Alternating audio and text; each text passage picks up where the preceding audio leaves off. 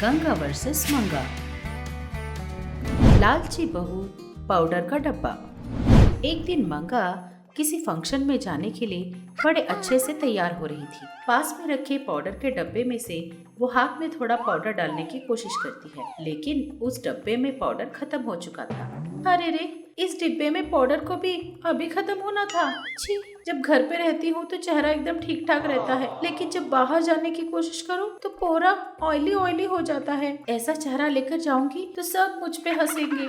इस तरह मंगा दुखी होकर बैठी हुई थी कि तभी वहाँ उसकी सास गंगा पहुँची।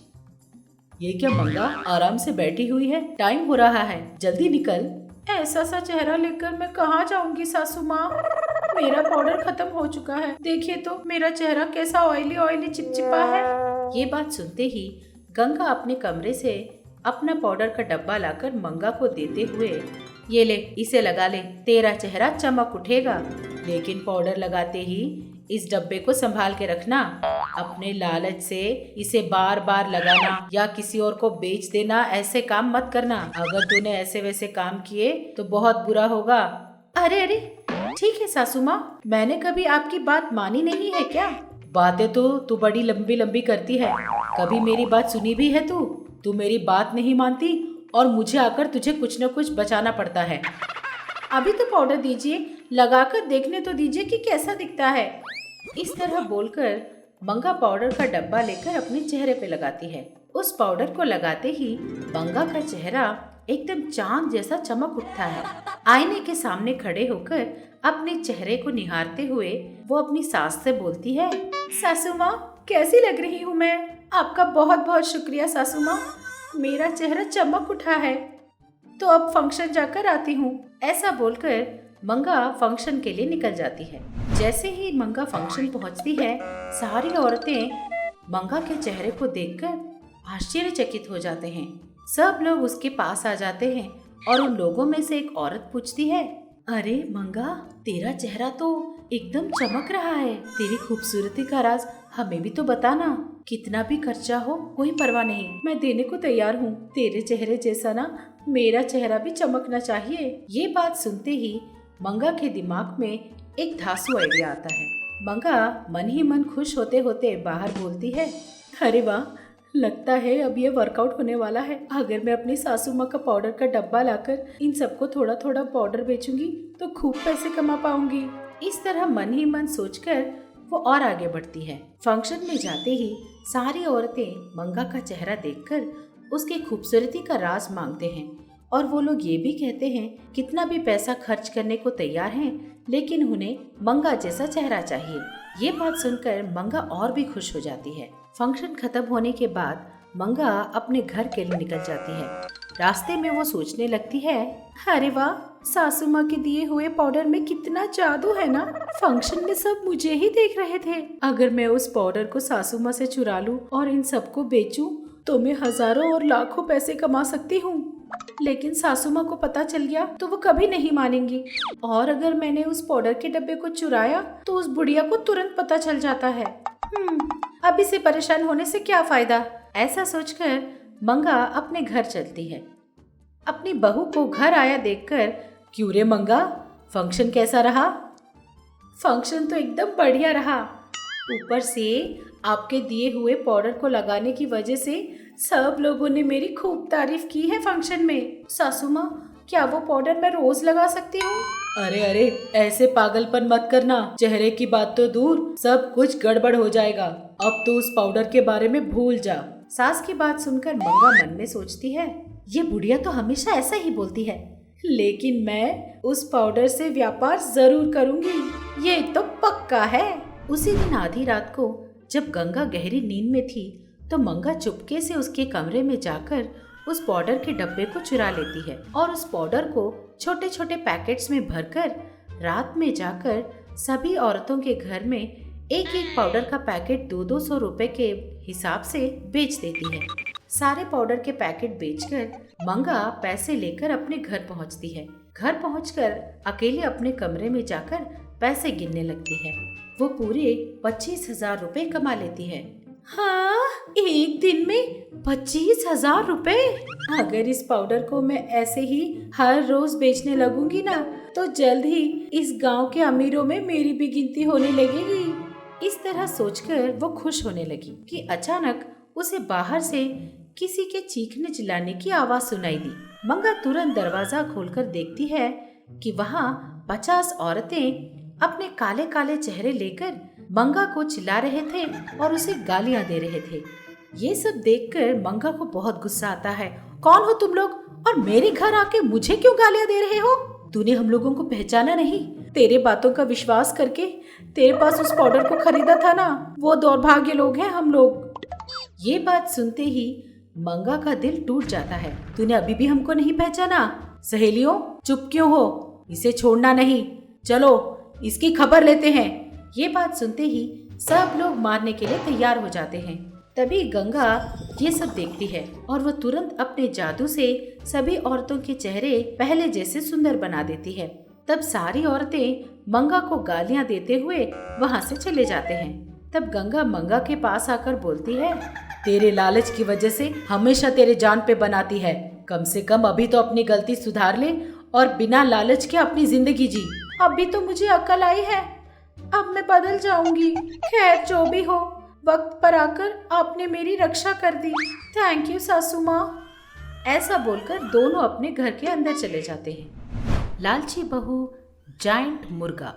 उस दिन संक्रांति का त्योहार चल रहा था। गांव भर के लोग त्योहार के कामों में उलझे हुए थे। गंगा और मंगा मिलकर त्योहार के लिए पकवान बना रहे थे। उन पकवानों की महक से पूरा घर महक उठा था। इस खुशबू से मंगा के मैजिकल लैंप में सो रहे जीनी को होश आया और वो बाहर निकलकर बोलता है, अरे वाह, क्या खुशबू है। इस संक्रांति के त्योहार में तो इन पकवानों की खुशबू से पूरा गांव चमक उठा है। कोई मुझे देख तो नहीं रहा ना? ऐसा सोचते हुए वो इधर उधर देखकर चोरी छुपे पकवानों को खाता रहता है। तभी वहाँ मंगा पहुँचती है और जीनी को पकवानों को खाते देख लेती है। वो मन में सोचती है, अरे मेरे जीनी, कोई ढंग का काम करने को बोलो तो नहीं करता, लेकिन मैंने मुश्किल से बनाई इन पकवानों को खा जा रहा है तू। अभी ना तुझे मैं मजा चखाती हूँ। ऐसा सोचकर गंगा की तरह अपनी आवाज बदलकर इस तरह बोलती है, क्या कर रहा है तू? ये सुनकर जीनी डर जाता है कि सचमुच गंगा आ गई है और भागकर अपने लैंप में फिर से घुस जाता है। ये देखकर मंगा खूब हंसती है।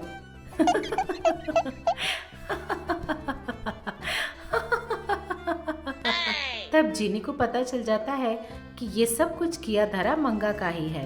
बाहर निकलकर जीनी मंगा से कहता है, ये सब क्या है दीदी? हमेशा मेरी वीकनेस के साथ खिलवाड़ करती रहती हो। ये सब आपको ठीक लगता है क्या? इस तरह जीनी पूछता है।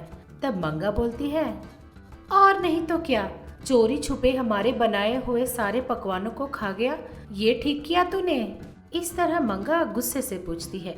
तब बेचारा जीनी बोलता है, कुछ नहीं दीदी, मैं बस चख के देख रहा था कि नमक और मिर्च ठीक ठाक है या नहीं। वैसे भी मैं आपका एक ही लौता तो जीनी भाई हूँ। क्या आप मेरे लिए भी कुछ अच्छा सा खाने के लिए बना नहीं सकती क्या? इस तरह जीनी बोलता है, हाँ, मैं भी तो तुम्हारी एक लौती दीदी हूँ ना। क्या तू मेरे लिए कोई फायदे का काम नहीं कर सकता क्या? इस तरह मंगा भी अपने जीनी बाई से बोलती है। तब जीनी थोड़ी देर सोचने के बाद बोलता है, ठीक है दीदी, ये सब नहीं चलेगा। हम दोनों ना एक डील करते हैं।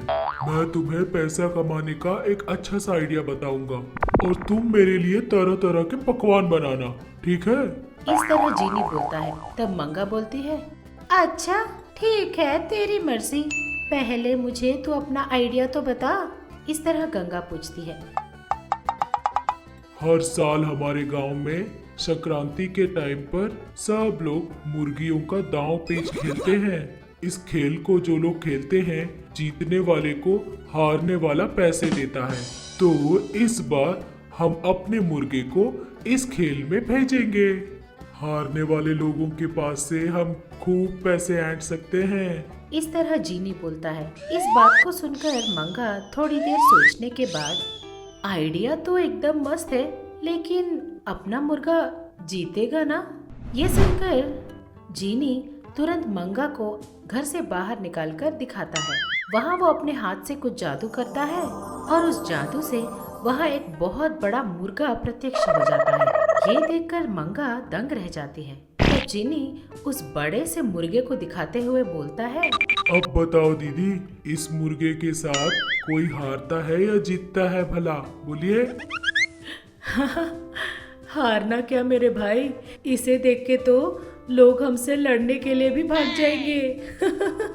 हा हा हा हा हा हा हा। इस तरह दोनों हंसने लगते हैं।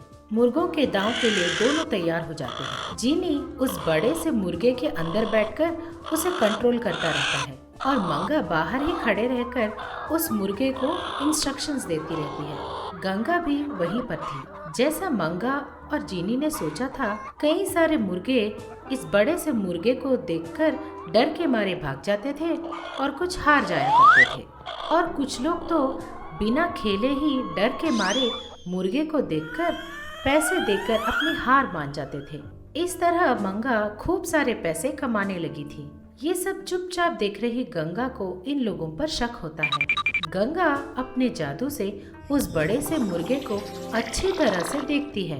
तब उसे पता चल जाता है कि उस बड़े से मुर्गे में जीनी बैठा हुआ है और उसे पूरी बात समझ में आ जाती है कि इन दोनों ने क्या प्लान किया है। तब गंगा अपने मन में सोचती है, ओहो अच्छा, तो ये जीनी और मेरी बहू मिलकर लोगों को उल्लू बनाकर पैसे कमा रहे हैं। इन दोनों को तो सबक सिखाकर ही रहूंगी। इस तरह मन में सोचकर गंगा सीधे जीनी के पास जाकर जीनी को पुकारती है। क्या कर रहा है तू? ऐसा बोलकर वो जीनी को बुलाती है। ये सुनकर जीनी अपने मन में सोचता है, हाँ, फिर से लगता है मंगा दीदी ही होगी। इस तरह वो मन में सोच लेता है। क्या दीदी, कितने बार मेरे मन के वीकनेस से खेलोगी आप? आपको और कोई काम धाम नहीं है क्या? हाँ, इस तरह जीनी बोलता है। जीनी की बात सुनकर गंगा को और भी गुस्सा आ जाता है। क्यों बे, चढ़ गई है क्या? इस तरह गंगा चिल्लाती है। ये बात सुनते ही जीनी पीछे मुड़कर देखता है। वहाँ पर खड़ी गंगा को देखकर वो दंग रह जाता है। अरे गंगा बहन, मुझे माफ कर दो गंगा बहन। मैंने सोचा था कि आपकी बहू मंगा होगी। मुझे माफ कर दीजिए, माफ कर दीजिए गंगा बहन। इस तरह रोते रहता है। जीनी को रोता देख गंगा बोलती है, क्यों रे जीनी, फिर से लोगों को उल्लू बनाने के लिए निकल गए? मैं तुझे प्यार से समझाती हूँ तो तेरी समझ में नहीं आता क्या? अरे बड़ी बहन, आप उतनी गुस्सा मत करो बहन। मैं बस थोड़े से पकवान खाने के लिए ही लालच करने लगा था। मुझे माफ कर दीजिए दीदी। आप जो कहोगे मैं करने को तैयार हूँ। इस तरह जीनी बोलता है। तब गंगा बोलती है, तुरंत ये बड़ा सा मुर्गा टुकड़े टुकड़े हो जाना चाहिए। सब लोगों को पता चलना चाहिए कि ये एक नकली मुर्गा है। इस तरह गंगा बोलती है। गंगा के कहे अनुसार जीनी उस बड़े से मुर्गे को टुकड़े टुकड़ों में विभाजित कर देता है और भागकर अपने मैजिक लैंप में जाकर घुस जाता है। जाइंट मुर्गे को टूटता हुआ देखते ही लोगों को समझ में आ जाता है कि ये एक नकली मुर्गा है। उन सबको अपने उल्लू बनने पर बहुत गुस्सा आ जाता है। सब लोग मिलकर मंगा को गालियां देते हुए मारने के लिए दौड़ते हैं। तब गंगा आकर उन लोगों को समझा बुझाकर उन लोगों के पैसे वापस करके उन लोगों को भेज देती है। ये देखकर मंगा खुद को बचाने के लिए बोलती है, थैंक यू सासू माँ, टाइम पर आकर आपने मुझे बचा लिया। इस तरह बोलती है, लेकिन मन में, छी, ये सब ये जीनी की वजह से ही हुआ है, उसे मैं नहीं छोड़ूंगी। ऐसा मन में सोचकर वो जीनी के पास पहुंचती है। जीनी डर के मारे कांप रहा था और अपने लैंप के अंदर ही छुपा बैठा था।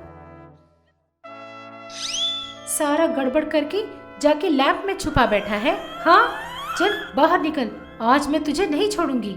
इस तरह मंगा बोलती है। तब जीनी पूरी बात मंगा को समझाता है। जीनी की बात सुनकर मंगा को सारी बात समझ में आ जाती है और तब वो मन में सोचती है, हाँ, ये सारा प्लान आपका था सासू माँ। ऊपर से सारी बातों से अनजान बनकर मुझे आकर बचाने का ढोंग करती हो। बताऊंगी बताऊंगी, आपको भी एक दिन देख लूंगी। इस तरह वो मन में सोचती है। हमें यकीन है कि इस एपिसोड ने भी आपको खूब हंसाया होगा। तो देर किस बात की, बजाओ घंटी और करो सब्सक्राइब। आप गंगा के फैन हो या मंगा के, ये जरूर बताना। ऐसे और मजेदार वीडियोस के लिए देखते रहिए चाचा टीवी।